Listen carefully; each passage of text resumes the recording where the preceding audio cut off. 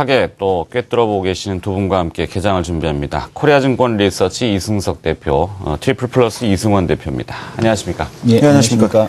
자, 뭐 두 분의 뭐 시황관도 그렇긴 합니다만 기업을 보시는 눈들이 워낙 좋으시기 때문에 많은 도움이 되고 있고 참고가 된다는 시청자 의견도 있는 것 같습니다. 이승석 대표님께 오늘 먼저 여쭤볼까요? 네. 앞서 이제 그 방송 불 들어오기 전에 오를 만한 이유가 없다 이렇게 이야기를 하셨습니다. 그렇죠. 뭐 지금 이제 미국의 FOMC 회의가 다음 주 이제 화요일부터 수요일까지 이틀간 열리다 보니까 이를 앞두고서 관망 심리면 오히려 다행인데 지금 현재 일단은 좀 매도 심리가 좀 더 확대되는 움직임 속에서 진행되는 것 같습니다. 오늘 미국 증시 쪽도 물론 뭐 이제 그 기술주 쪽 특히 요즘에 나스닥 쪽에 일부 종목군들이 상당히 좋은 움직임을 보이고 있습니다. 뭐 페이스북이라든지 그다음에 트위터 그다음에 애플 마이크론 테크놀로지 테슬라 등 기술주 쪽에서 상당히 좋은 움직임을 보이는 종목은 또 다시 강세를 랠리를 이어가고 있습니다만 전반적인 뭐 미국 증시 쪽의 분위기도 좀 침체. 그러니까 어제 같은 경우는 글로벌 증시가 모두 이 테이퍼링의 우려감으로 인해서 좀 침체를 연장했다 이렇게 표현하는 게 맞을 것 같습니다. 아시아 증시도 대부분 다 약세를 보인 가운데 우리 증시 어제 선물옵션 만기 동시 만기에 외국인들의 매도 규모가 무려 6천억 정도. 뭐 마감 동시효과 쪽에서도 비차익을 통해 가지고 상당히 큰 매물이 좀 쏟아져서 나왔습니다. 물론 기관의 역할이 어느 정도 좀 빛을 발휘했다라고 보여집니다. 뭐 이 정도 매도가 나왔는데 그래도 전일 하락폭이 0.5% 정도였으니까 나름은 어떻게 본다면 제가 보는 전문가적 시각에서 본다면 선방했다라고 보는 게 옳지 않겠냐라고 보여집니다. 또 하나 전일 같은 경우 특징적인 동향은 물론 뭐 지수 관련 대형주 그 중에서 특히 뭐 삼성전자 주가가 좀 부진하다 보니까 지수의 부담을 좀 크게 줬습니다만 뭐 그동안에 거래소 쪽에서 좀 많이 밀렸던 종목 쪽으로다가는 좀 저가 매수가 유입되면서 특히 완성차 업체 쪽에서도 현대차가 전일 뭐 약한 정도의 반등 시도는 좀 나오는 움직임 등 그래도 어느 정도 좀 밑에서 좀 받쳐주려고 하는 시도 정도의 움직임은 좀 감지되면서 일단 외국인들이 여전히 지금 현재 다시 주식을 사기는 어려운 상황입니다. 그러니까 이미 말씀드렸다시피 제가 보는 그 외국인들의 그 현재의 매매 기준은 다음 주 있을 FOMC 회의의 결과, 물론 뭐 지금 현재 테이퍼링이 시행이 유력하다라고 얘기가 나오는 거지 확증적으로 된다라고 볼 수는 없는 겁니다. 근데 만약에 또 된다면은 어느 정도 규모로 될지 또 실제 시행을 할지 안 할지 등의 이 불확실성 요인을 좀 확인한 이후에 외국인들이 움직여도 움직이겠지 그 전에 좀 미리 나설 이유는 제가 볼 때도 없다고 그렇게 보여집니다. 어떻게 본다면 이러다 보니까 오늘도 시장이 좀 지지부진한 움직임. 뭐 물론 오늘 뭐 많이 밀리고 큰 하락이 나올 가능성은 높지 않다고 보입니다. 되려 전일 같은 경우에는 지수가 약세를 보임에도 불구하고 뭐 제가 볼 때 긍정적인 시그널을 자꾸 찾아보려고 애를 쓰고 있는데 전일 같은 경우에는 그 거래소 같은 경우에 하락한 종목 수와 오른 종목 수 이걸 비교를 해보니까 한 4대 6 정도, 그러니까 올라간 종목이 한 4의 비율, 내려간 종목이 6.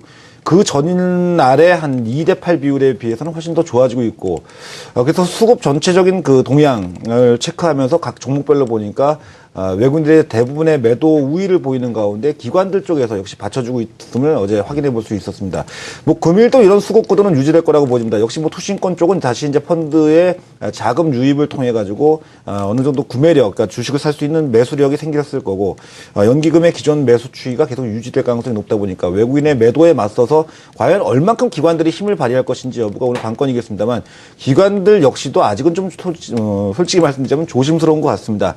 어제도 동시효과 쪽에서 워낙 뭐 큰 매물이 쏟아지다 보니까 이에 대한 방어성 움직임 정도라고 이렇게 표현하는 게 맞을 것 같고 금일도 이러다 보니까 뭐 다음 주 주초 큰 이벤트, 그러니까 큰 이슈와 불확실성을 넘기기 전까지는 여전히 시장이 반등이 나와도 좀 제한적 수준 정도. 물론 현재 구간에서 하락폭을 더 크게 늘려가지고 뭐 추가적인 하락폭은 제한될 가능성이 높다고 그렇게 전망합니다. 뭐 이미 얘기했다시피 뭐 어제 제가 좀 다른 날보다 좀 격앙되게 말씀을 드렸는데 거의 다 왔다라고 이렇게 표현하는 것이 옳다고 보여집니다만 아직은 반등을 하기에는 좀 뚜렷하게 어떤 좋은 이슈와 재료와 또 국내 증시의 그 수급의 여건이 개선될 수 있는 여지는 아직은 없지 않냐 이렇게 보여져가지고 오늘까지는 좀 약간 좀 지루한 장세가 좀 연결될 가능성이 높다 이렇게 보여집니다. 네, 더욱이 이제 주말 앞둔 또 불확실성이라는 것이 좀 존재하기 때문에 그럴 수도 있겠죠. 재료와 수급 어느 한쪽도 지금 시장에 조금 우호적이지 못하다. 그래서 조금 더 봐야 되겠다라고 하셨는데 이제 거의 임박했다. 뭐 못이 임박했는지 바닥 좀 조정 받는 그러니까 저점에서 통과를 해가지고 이제 변곡점이라고 우리가 흔하게 표현을 하죠. 그러니까 시장이 좀 나아질 수 있는 구간대 거의 진입해 가고 있지 않냐라고 이렇게 이제 보여지고 있습니다. 네. 자, 뭐 다음 주 들어서 이제 재료가 많이 노출이 되고 시장이 자각을 하기 시작했을 때, 이거 올라간 게 별로 없네. 미국 증시는 많이 올라갔었는데, 그러면 또 가격 메리트는 있고, 이러면 또 뭐 한번 급반전도 기대해 볼 수 있겠지만, 그건 이제 기대의 사항일 뿐이고, 현실을 조금 더 직시해 봐야 되겠죠. 근데 시장은 시장이고, 예. 기업은 기업입니다. 미국 주가를 보면 어젠 조정을 받았습니다만, 기술주, 아까 이승석 대표도 얘기했습니다만, 좀 보니까요, 트위터라는 기업이 5.7%, 테슬라 전기차 관련돼서 5.6% 상승했고, 페이스북이 4.96%, 뭐 트리니솔라라든지 넷플릭스, 뭐 퍼스트 솔라 같은 기업들, 네. 태양광 업체들도 주가가 올랐네요. 일단은 지금 보시게 되면 이 시장에서 조금 이제 그 차세대 산업에 이제 해당하는 이제 그런 기업들에 대한 주가가 상당한 강세를 보이는 걸 볼 수가 있습니다. 기존에 있던 어떤 그런 산업보다도 이제 차세대 산업으로 불리는 종목들, 우리가 이제 그 밸류에이션에 대해서 적정한 평가를 내기가 어려운 기업들의 주가가 이제 강세를 보이는 것을 볼 수가 있는데, 대표적으로 뭐 테슬라도 마찬가지겠고요. 페이스북과 트위터 같은 경우도 이제 과거에 이제 어떤 상황을 떠올리게 되냐면, 과거 아마 새로운 기술이라든가 아니면 다음 시절에 그 뭐 고객 확보 DB가 얼마기 때문에 가치가 얼마다 이런 식에 대한 이제 논리, 시가총액에 대한 논리를 폈던 이제 그런 역사가 있었는데, 지금 보게 되면은 정확한 이제 가치 판단에 대한 기준이 없기 때문에 이제 서로 이제 다른 논리를 들고 나오게 되죠. 근데 이제 지금 시장을 주도하는, 그러니까 조정은 나오고 있습니다만은 주도하고 있는 업종 자체는 이제 차세대 산업에 대한 쪽들에 대한 관련주들이 강세를 좀 보이고 있고, 국내 시장에서도 역시 마찬가지죠. 어제도 이제 말씀드린 것처럼 중국엔 텐센트 홀딩스가 있다라면 국내에서는 네이버가 있다라는 이제 그런 얘기가 있습니다. 근데 이제 또 하나는 이제 네이버 말고도 또 이제 메디포스트 같은 종목이겠죠. 그러니까 메디포스트도 지금 계속 그 신약 관련된 파이프라인 성공한 이후에 지금 메디포스트에 대한 주가도 상당히 견조하게 이제 진행이 되는 걸 볼 수가 있는데, 지금 네이버 같은 경우와 이런 메디포스트 같은 이런 기업들에 대한 주가가 좀 강하다라는 것, 여전히 시장에 대한 반등에 대한 쪽을 좀 의미한다라고 반등에 대한 가능성을 의미한다라고 보고 있고, 아마 같은 사건에 대해서도 이제 그 시각이 달라지는 시점이 오게 됩니다. 엔화 같은 경우도 지금 이제 시장에서 외국인들 매도하는 이유가 앞에서도 말씀 주신 것처럼 테이퍼링 이슈도 있습니다만은 이제 조만간에 그 시장에서 어떤 이제 방식과 규모를 놓고 이제 어떤 구체적인 얘기가 나오게 될 거고요. 또한 이제 지금 엔화 약세에 대한 쪽도 시장에서 압박 요인이긴 한데, 이 엔화 약세도 이제 더 이상 이제 임계점에 대한 수준을 지금 논하고 있습니다. 엔화 약세가 얼마 정도가 더 추가가 됐을 때, 더 약세가 진행이 됐을 때 일본의 내수 소비에 대한 위축이 올 것이냐. 즉 엔화 약세도 더 이상 이제 강하게 약화가 되기는 어려운 시점이 오고 있다, 이런 얘기는 결국 이제 한국 시장에서의 반등에 대한 시점도 지금 논하는 것과 동일하다라고 보셔야 될 것 같습니다. 그래서 시장에 대한 쪽 좀 많이 어제 같은 경우도 많이 매도 나왔습니다만은 하락폭에 대한 쪽이 그렇게 크지 않았다라는 점. 그리고 또한 지금 낙폭과대 종목에서 시장과 상관없이 먼저 반등에 대한 시도가 나타나고 있다라는 점. 뭐 대표적으로 OCI 같은 종목, 그런 종목들이 반등이 나타나고 있다라는 얘기는 시장이 여기서 추가 조정이 나와도 종목끼리 먼저 내려간 종목들은 반등을 함으로 인해서 시장에 대한 바닥을 형성을 하고 있다라는 측면으로 좀 바라보셔야 될 것 같습니다. 네. 좀 더 추가로 여쭤보면은 페이스북이 뭐 다음 주인가요? 예. 네, S&P 페이스북. 500에 편입이 되죠? 예, 페이스북의 S&P 500 편입과 관련돼서 이제 페이스북에 대한 주가가 어제 또 상승이 나왔었고요. 에센스 관련주라고 해야 될까요? 예, 예. 아까 뭐 네이버라도 말씀을 하셨는데 그건 뭐 이제 포털 쪽이고. 네이버는 이제 또 포털로 지금 SNS 도 보시기보다는 역시 SNS로 봐야 되겠죠. 왜냐하면 이제 라인에 대한 가치가 지금 라인에 대한 가치가 이제 지금 보시게 되면은 10조, 20조 그 사이를 지금 20조에서 30조에 대한 쪽으로 지금 논의가 되고 있기 때문에 SNS 지금 현재 지금 보시게 되면은 네이버에 대한 시가총액이 23조에 지금 불과하고 있습니다. 그래서 현재 네이버 같은 경우는 라인에 대한 라인에 대한 가능성을 반영해 나가고 있기 때문에 국내 포털보다는 라인 관련주에 대한 쪽으로 분류가 돼서 주가가 상승하고 있다라고 보셔야 될 것 같습니다. 네. 자, 뭐 말씀 나누는 와중에 이승석 대표님이 이제 저한테 좀 말씀하셨는데 엔화 얘기를 해주셨어요. 지금 달러엔 환율이 어제 뉴욕 환시에서 103엔대를 다시 넘어갔습니다. 포지션을 보면은 미국 선물 상품 거래위원회 CFTC의 포지션 분석이 엔화 약세의 포지션이 계속 늘고 있다고 합니다. 네. 물론 그런 것들이 노출이 되면은 한쪽으로 쏠리면은 반대의 경우도 생기는데 엔화 약세가 가장 지금 유망한 투자다. 이렇게 애들 얘기가 나오고 있거든요.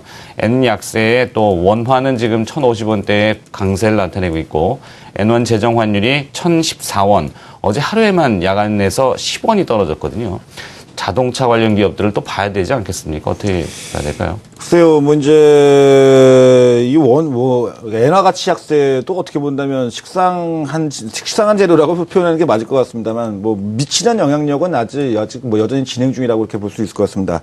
하지만 이제 얘기 드렸다시피 이제 그 국내 기업들이 4분기 실적을 이제 앞으로 발표함이 있어가지고, 과연 이제 어느 쪽은 좋아지고 어느 쪽은 나빠지고 또, 그래도는 이 와중에 또 기대를 걸어볼 수 있는 쪽이 있냐면, 뭐 어쩔 수 없이 다들 또 손을 꼽는 거는 완성차에 대해서 긍정적인 평가를 내는 거예요. 대부분의 기관들이나 외국인들도 마찬가지입니다. 근데 최근 물론 이제 해외에서의 현대차 쪽의 그 판매 동향을 본다면은 물론 뭐 성장 미국 시장에서도 지난 그 11월 달에 자동차 판매 동향이 굉장히 뭐 양호하게 발표는 됐습니다만 문제는 일본 차에 비한다면 이제 수익성 악화 부분이 좀 가장 우려스러운 부분이라고 할 수 있겠고 또 하나는 내수 부분에서 시장 점유율을 갖다 현대차, 기아차가 현재 상당히 큰 폭으로 다 뺏기고 있는 입장이고 소비자 평가가들이 일단 좀 좋지 않아지고 있다는 게 좀 문제인 것 같습니다.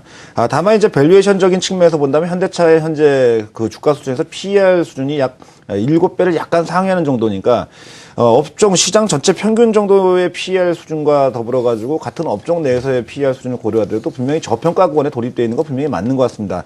뭐 이러다 보니까 최근에 그동안 주가 조정폭도 좀 컸고 하다 보니까 이제 외국인들은 여전히 뭐 외국인들이 주식을 팔고 떠날 때는 인덱스 기준, 그러니까 지수를 기준해 가지고 삼성전자의 뭐 어느 정도 그 비중만큼 그다음에 이제 현대차도 비중만큼 이제 매도를 하게 되는데 그런 반대에서 경우에서 본다면은 기관은 최근에 꾸준하게 저가 매수에 나서주고 있다 보니까 이제는 좀 반발력을 보여줄 시점은 됐지만 이미 말씀드렸다시피 큰 상승을 기대하기는 여전히 좀 어렵고 제한적 반등 정도만 나올 수 있을 상황은 되지 않나 이렇게 보여집니다. 네.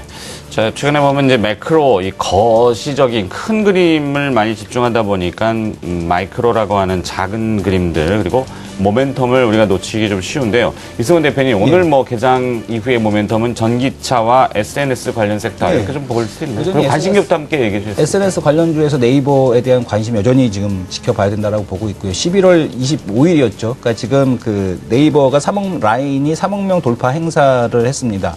그 3억 명 돌파가 된 시점이 11월 25일인데 지금 보게 되면은 현재는 3억 1천만 명으로 계속해서 늘어나고 있고 내년에 뭐 5억 명 정도를 제시를 하고 있는데 충분히 그거에 대한 그 도달 가능성이 충분하다라고 보고 있습니다. 그래서 이 라인 같은 경우는 5억 명이 돌파가 된다라면은 그 가치에 대한 쪽은 계속해서 올라갈 수밖에 없다라는 점 좀 지켜보셔야 될 것 같습니다. 네.